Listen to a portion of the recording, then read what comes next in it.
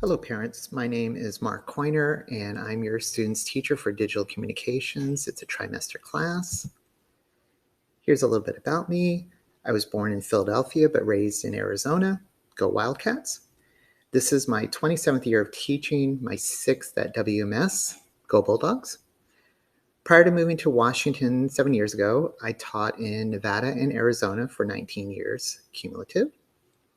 I've been primarily an elementary school teacher, librarian, high cap teacher in my career, but came to WMS to take on a really exciting job.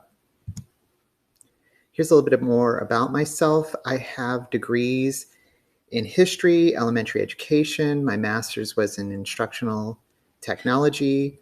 I have a certificate in school librarianship and an endorsement in gifted and talented education.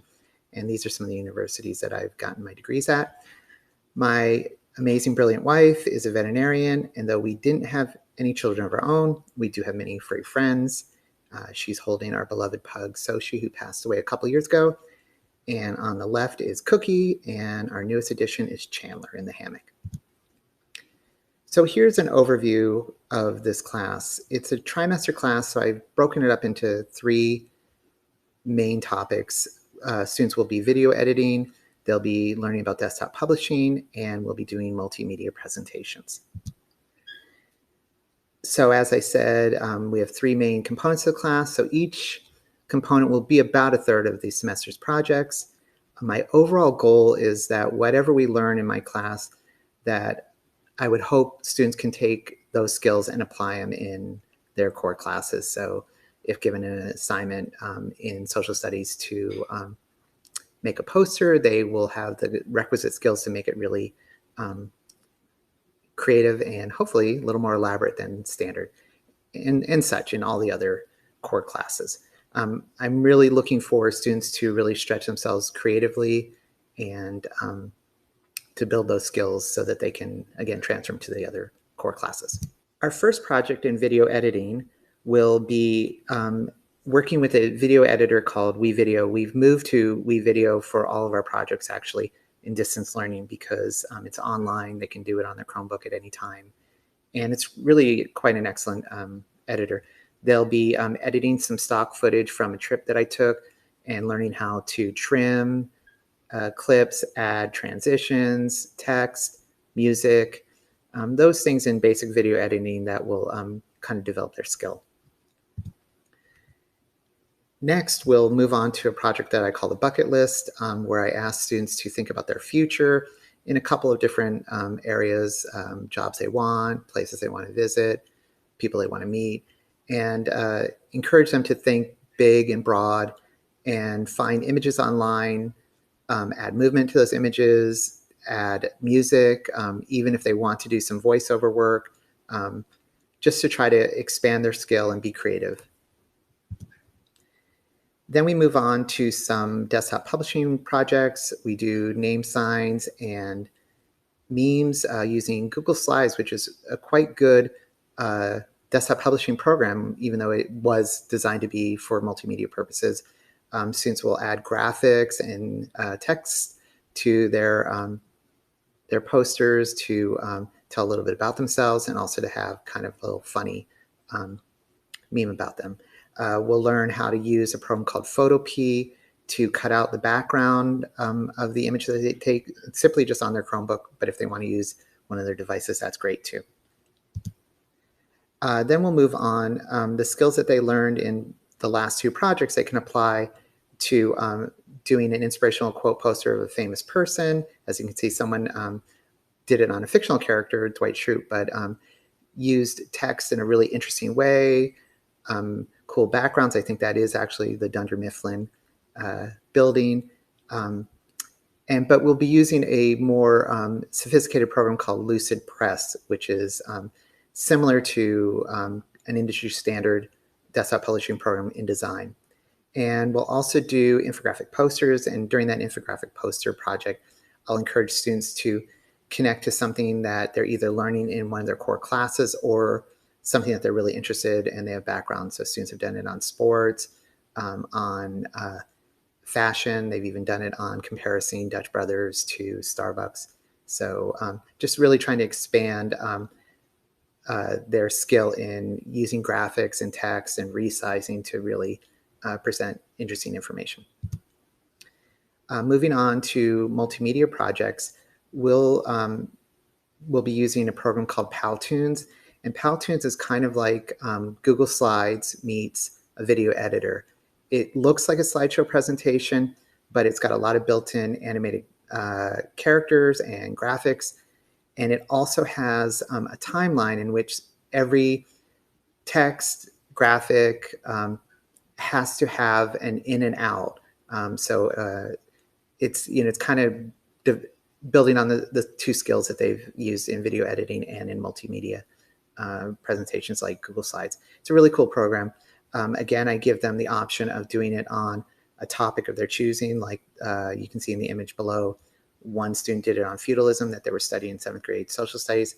But if they want a more structured assignment, we do it on the Bulldog Way, which is our PBIS program at WMS. We'll go back to Google Slides, but use it for its original purpose, which is as a multimedia tool. But in making a quiz, I'll teach students how to use hyperlinks to link to slides throughout the presentation where they can jump around and create a quiz on something, again, that they're interested in, but having the opportunity to design it in the way that they would like, with multiple choice options, and also even kind of funny sounds for when they get a wrong answer or a correct answer. Students seem to like this project. If we have time, one of the last projects that we'll do is Scratch Animation. Scratch Animation was developed by MIT to get students to learn to use coding in that blocky style or iconic block coding that is getting more and more common out there. Scratch Animation, there are millions of projects up there, and in fact, a lot of WMS students actually play some of these games, but I will encourage them to either develop a game or do a story. Both projects can easily be done with Scratch Animation. And again, it's using some of their creative skills, bringing in imagery that they can find online, but using coding, beginning coding to tell a story or create a simple game. Some kids can get really elaborate, especially if they look at the coding of more advanced projects. You can borrow code online in Scratch Animation and put it into your own project. So it's a really cool program. At some point, probably towards halfway or a third of or 2/3 of the way through the semester or trimester, excuse me, we'll start building a website in Google Sites, really basic website builder, but it's part of our G Suite, and it's really quite easy to do and can actually look quite good. And we will be doing that so that they create a digital portfolio of their different projects, so that they can embed their videos, they can link to their PDFs of their digital publications. Google Sites is a really cool beginning website builder. So we will do that as a digital portfolio. So in terms of grading, I grade with kind of two primary categories. I want students in distance learning to not fall behind. And so when I think about a project, it's got many tasks that lead to the final project. And so I want to encourage kids to be accountable for moving in a progressive way towards their final project. So 20% of their grade will be based on it. You could call it daily assignments, but it's really more like weekly tasks. Things like making sure that you're sharing your link to your mind map, or starting to collect images for your poster. So making sure that you have images saved into a shareable folder. But the majority of the grading is based on the final project. So just want the students to understand that that is the majority of their they're great. So here's an example. So in their bucket list video, students will receive 5 points that at a weight of 20% for the following tasks. So completing their mind map that I had referenced in a program called Lucidchart, which is a really good flowchart program. Properly citing their media for their credits in a Google Doc. I give them the Google Doc, but as they're collecting their images, they need to copy the URL for each image. And then submitting a checklist, really making them accountable for reviewing their work and making sure that the expectations that I've laid out, they have actually fulfilled those. But for some students, I really need to encourage them to actually look at the checklist and make sure that they've completed those tasks. So I give a grade even simply on just completing the checklist. And then, of course, 80% of the grade will be based on the exported and submitted video. All assignments can always be improved and resubmitted. So if I grade an assignment, I'm always happy to regrade it.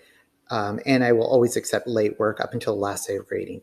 The only thing that I ask is that with distance learning and really big classes, I ask that students email me, and I think that that's a matter of responsibility when they resubmit an assignment, because I don't always get notifications on that. Just like in class, a student would hand in an edited paper or just tell the teacher that I redone the assignment. In distance learning, we kind of have to do that more digitally. As for our meetings, as I said, I have really large sizes, and I understand class sizes, and I understand that there's a lot of things going on at home. So I really try to encourage kids to understand it's really important to get to class on time. I do get it that there's Wi-Fi issues that are going on out there, and so I understand that sometimes it's hard to connect right on the hour. But I've made it clear to the students that I kind of have a virtual 3-minute passing period, and so I won't really start the class until about 3 minutes in. And even then, if they're still trying to get in, I usually am recapping what we did in the previous class or what we're going to do in this class. So, but the biggest expectation is really try your hardest to get to class on time. And I actually already covered this about the recap. But if students are falling behind and it's because they're coming late, it's one of those things where we'll just have to kind of make up the time somewhere else. And also, it's just a matter of just common courtesy that if you're coming in late and you're missing instruction, even the simple task of having to admit a student can really slow down my rhythm and those of the students who are already in class. During Zoom meetings, it would be preferable for their video to be on so I can see the students' faces, see that they're engaged, just like I would in school. But I understand with Wi-Fi issues that sometimes it's best to turn off your video. And so I would hope that they would keep their video on, but if they're really struggling or they're having connection issues, I'm fine with them turning off their video, especially during the time when I'm sharing my screen. I don't have an opportunity to check and see that they're following along. My assumption is that they are. So when we are working in Zoom, I do ask students to use that virtual hand raise so that I can kind of get an indication that maybe I'm going a little too fast or that a student really has a pertinent question. I do ask the students to really try to leave their questions for things that we're currently talking about and not to go back to something earlier or to project to the future, like when an assignment is due and such, because, we've either already gone over that or we will. But I also am really fine and really try to encourage the students to just unmute, and they can even interrupt me if it's a question about what we're doing or if I'm going too fast. So let your student know that for me, and they probably already heard it, I'm fine with them unmuting and interrupting me if they think I didn't see their virtual hand raised. So what I ask of you to try to help your student to be successful in the class is that if you see your student is really struggling, I'm more than happy to have a one-on-one meeting with them. We can usually find some time after school or maybe on Wednesday between meetings. So please don't hesitate to let me know and encourage your student to communicate with me and see if, that should be the first step. If they let me know that they're struggling, I'll happily set up an extra meeting with them. Also, checking Skyward. Uh, I run hot and cold sometimes. I'm really good about staying up on grading, and you'll see that your student has some missing assignments. And if you communicate with me, I can let you know why that is the case.